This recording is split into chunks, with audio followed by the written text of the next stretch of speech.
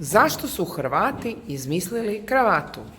Pa zato što možda ako snimaju neke pjesme i onda da izgledaju ljepše da svi koji ih gledaju da vide kako se lijepo odjevaju. Nosiš li ti kravatu? Ne. A tko nosi kravatu?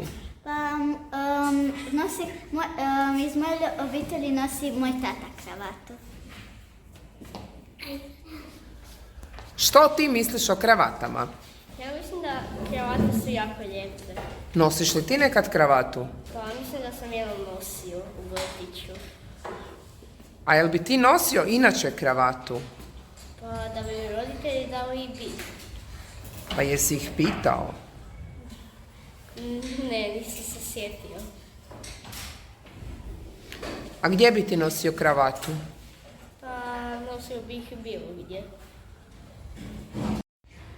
Što ti misliš o kravatama?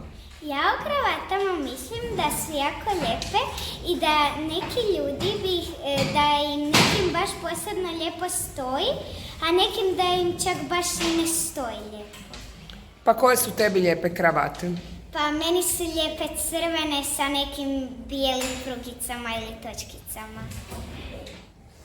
Kako se tebi sviđaju kravate? Pa, primjer, kad su lijepo ukrašene, kad imaju više boja.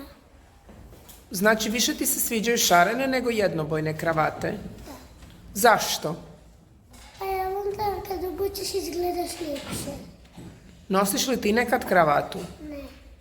Što ti misliš o kravatama? Pa mislim da izgleda malo ljepše kada nosiš. Kada ti nosiš kravatu? Pa ja nikad ne nosim kravatu. I bi li želio nositi kravatu? Da. Kada bi nosio kravatu? Pa u školi da izgledam jako lijepo. Tko sve može nositi kravatu? Bilo tko. Mogu i djeca. Ako oni su išli u školu, mama i tata su išli u školu. I možda su nosili odjela prošle godine. Čemu služe kravate? Kravate služe da izgledaš urednije. Čemu služe kravate? Kravate služe da izgledamo ljepše i da kad dođeš na posao, često trebaš to imati na poslu.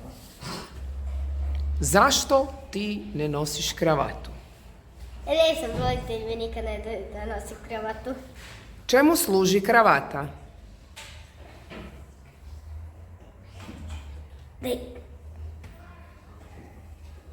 Da si ljepše obučen. Što ti misliš o kravatama? Ja mislim da su kravate jako lijepe i da kad ljudi ih nose da ljepše izgledaju. Bi li ti nosila kravatu? Ne. Zašto? Zato što ne volim baš kravate i mislim da nije udobno.